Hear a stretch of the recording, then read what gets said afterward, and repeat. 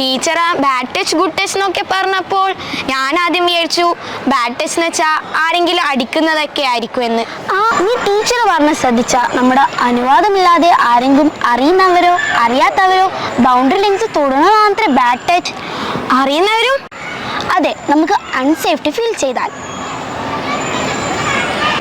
അപൂർവ, അത് അഹാനയല്ലേ? അതേലോ, നമുക്ക് അവിടേക്ക് പോയിരുന്നാലോ? ഇന്നലെ അവള് സിനിമക്ക് പോയി കേട്ടു. നമുക്ക് അവളോട് പോയി കഥയും ചോദിക്കാം. ഓക്കെ, ബാ. അഹാന, അഹാന, ഇന്നലെ ഏത് സിനിമക്കാ പോയത്? എന്താ പറ്റിയേ? എനിക്കിപ്പോൾ ഒരു ഡൗട്ട്. എന്ത് ബാഡ് ടച്ച്? അതാണെന്നാ തോന്നുന്നേ.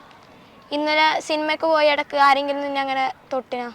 എടി, അറിയാതെ തൊടുന്നതല്ല ബാഡ് ടച്ച്. റോസിനൊന്നും അറിയില്ല. പിന്നെ നിനക്ക് അങ്ങനെ തോന്നാൻ എന്താ കാരണം? അച്ഛൻ്റെ ഡ്രൈവർ അങ്കിൾ അങ്കിൾ എനിക്കപ്പോഴും സീറ്റ് ബെൽറ്റ് ഇട്ട് തരാറുണ്ട്. എന്നിട്ട്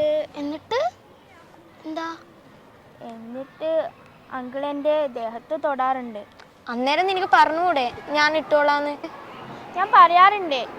ഞാൻ സീറ്റ് ബെൽറ്റ് വലിക്കുന്ന നേരം തന്നെ അങ്കിൾ വന്ന് എനിക്ക് ഇട്ട് തരും. ഒറ്റയ്ക്കുള്ള നേരത്തോ? Bad touch. You felt unsafe, right? നീ ഒന്ന് നഖം കടിക്കുന്ന നിർത്തി റോസ്ലിൻ. നമുക്ക് പോയി ടീച്ചറിനോട് പറഞ്ഞാലോ? ടീച്ചറിനോട് പറയണോ? വാ, പറയാ, അതാ നല്ലത്.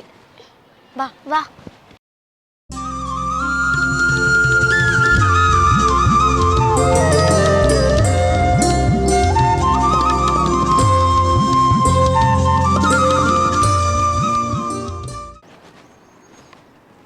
റോസ്ലിൻ,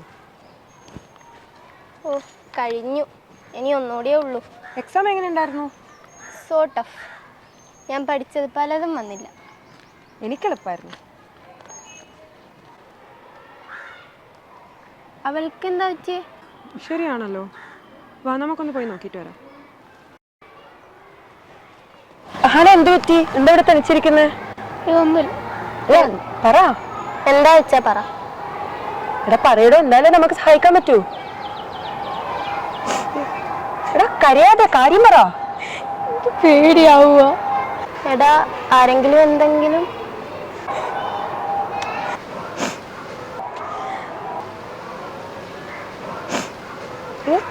കരയാതെ കാര്യം പറ.